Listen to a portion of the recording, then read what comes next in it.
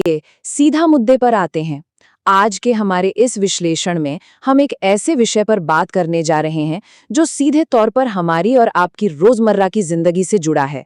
हम बात कर रहे हैं सरकार की नीतियों की, आम आदमी के संघर्ष की और सबसे जरूरी चीज राजनेताओं की जवाबदेही की। जब हम अपने आसपास देखते हैं ना, तो एक तरफ पेट्रोल पंपों पर परेशान चेहरे दिखते हैं, महंगाई से जूझता हुआ मिडिल क्लास दिखता है, और दूसरी तरफ चमक धमक वाली बड़ी बड़ी राजनीतिक रैलियां। इस स्रोत सामग्री ने कुछ बहुत ही गहरे सवाल उठाए हैं। ये सिर्फ कुछ आंकड़े नहीं है, बल्कि ये वो असल बोझ है जो एक आम नागरिक हर दिन उठा रहा है। अब इस लेख में जो एक सवाल उठाया गया है वो सीधा दिल पर लगता है। सवाल है, जनता त्याग करे, लेकिन कौन जिम्मेदार? जरा सोचिए, हमें अक्सर ऐसी स्थितियां देखने को मिलती हैं जहां सरकारें आम जनता से बड़े बड़े त्याग की उम्मीद करती हैं, लेकिन इस पूरे सिस्टम में जो अधिकारी या जो नेता हमसे ये अपील कर रहे हैं, उनकी जिम्मेदारी कहाँ तय होती है? ये सवाल किसी एक पार्टी का नहीं है, बल्कि हमारे लोकतंत्र की उस बुनियाद का है जहां हर आम इंसान अपना फर्ज निभा रहा है और बदले में वो सिस्टम से सिर्फ थोड़ी पारदर्शिता की उम्मीद करता है। तो इस चर्चा का पहला पहलू है आम नागरिक और महंगाई। आपने अक्सर इस तरह के संदेश सुने होंगे, ईंधन बचाइए, बिजली बचाइए, अपने खर्च कम कीजिए, देश के लिए त्याग कीजिए। अब लेख इस बात पर जोर देता है कि देश का नागरिक हमेशा इन अपीलों को सुनता है और बिना किसी हिचकिचाहट के त्याग करता भी है।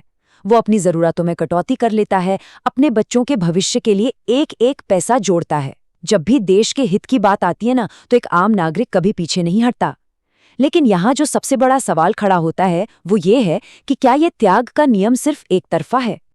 और यहीं से ये मुद्दा एक नया मोड़ लेता है। हमारा अगला बिंदु है त्याग बनाम सरकारी खर्च। इस जगह पर आकर एक बहुत बड़ा विरोधाभास हमारे सामने आता है।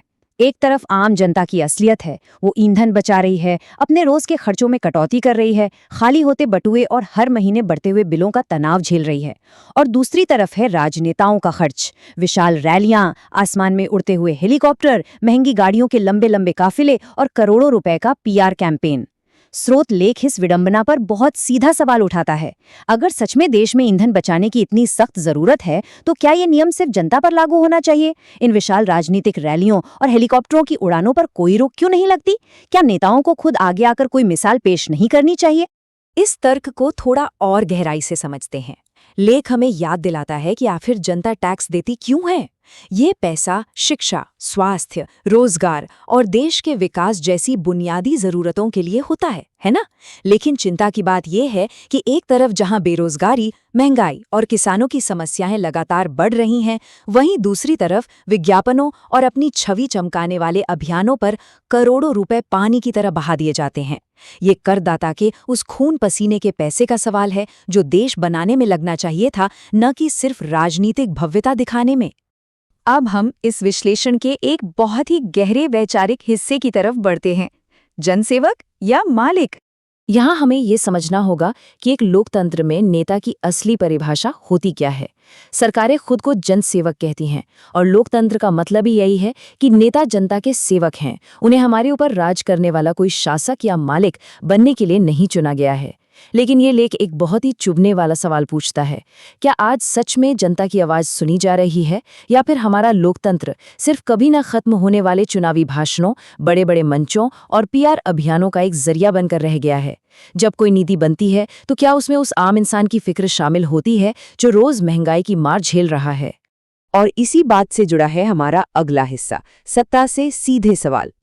लेख एक बहुत ही संतुलित बात सामने रखता है।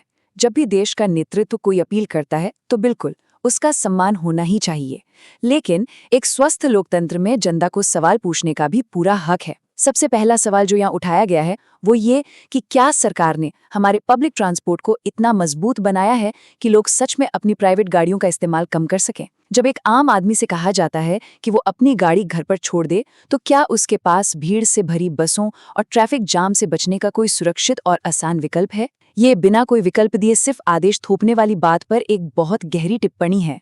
जरा रुकिए और इस सवाल पर सोचिए, क्या सच में महंगाई कम करने के लिए जमीन पर कोई ठोस कदम उठाए गए हैं? ये सिर्फ एक सवाल नहीं है, ये उस आर्थिक संघर्ष की आवाज है जो आज हर घर में गूंज रही है। लेख हमें ये सोचने पर मजबूर करता है कि क्या सिस्टम ने सच में कोई काम किया है, या फिर सारा का सारा आर्थिक बोझ सिर्फ आम जनता के कंधों पर डालकर उसे अकेले ही इस मुश्किल से जूझने के लिए छोड़ दिया गया है? और अब वो सवाल जो सीधे राजनीतिक वर्ग से पूछा गया है, क्या नेताओं के खर्चों में कोई कमी आई है? क्या सरकारी संसाधनों के इस्तेमाल पर कोई लिमिट लगाई गई है? जो संयम और जो त्याग आम जनता से मांगा जा रहा है, क्या सत्ता में बैठे लोग खुद उसे अपना रहे हैं? देखिए, लोकतंत्र का मतलब सिर्फ जनता से अपनी बात मनवाना नहीं होता। इसका मतलब ये भी है कि जो लोग सत्ता में बैठे हैं वो भी उसी तरह से अपनी जवाबदेही निभाएं। आइए अब हम इस विश्लेषण के आखिरी और सबसे अहम हिस्से की तरफ बढ़ते हैं, लोकतंत्र और सच्ची देशभक्ति। स्रोत लेख देशभक्ति की एक बहुत ही सुलझी हुई परिभाषा हमारे सामने रखता है। एक तरफ है सरकार की हर मांग को आंख मूंद कर मान लेना, और दूसरी तरफ है देश और जनता के हित में सही सवाल पूछना। लेख पूरी तरह से निष्पक्ष होकर ये स्पष्ट करता है कि देशभक्ति का मतलब अंधी आज्ञाकारिता बिल्कुल नहीं है। हमें किसी से नफरत करने की जरूरत नहीं है, लेकिन सरकार की नीतियों पर लॉजिकल और सही सवाल उठाना ही तो लोकतंत्र की असली ताकत है। देश की भलाई तभी है ना जब नागरिक जागरूक हों और वो सवाल पूछें। और ये इस पूरी चर्चा का सबसे दमदार निष्कर्ष है। असली नेता वही है जो जनता से पहले खुद जिम्मेदारी निभाए। जब भी देश को बचाने के लिए किसी भी तरह के त्याग की बात आए तो नेतृत्व को सबसे पहले आगे आकर एक उदाहरण पेश करना चाहिए। आज के इस विश्लेषण से एक बात तो बिल्कुल साफ है, लोकतंत्र एक पार्टनरशिप है जहां सवाल पूछना कोई अपराध नहीं है, बल्कि ये तो एक सच्चा कर्तव्य है। तो जाते जाते एक सवाल आपके लिए, क्या हमारे आज के सिस्टम में ये जिम्मेदारी दोनों तरफ से निभाई जा रही है? ये एक ऐसा सवाल है जो आज हमें खुद से और इस पूरी व्यवस्था से पूछना चाहिए।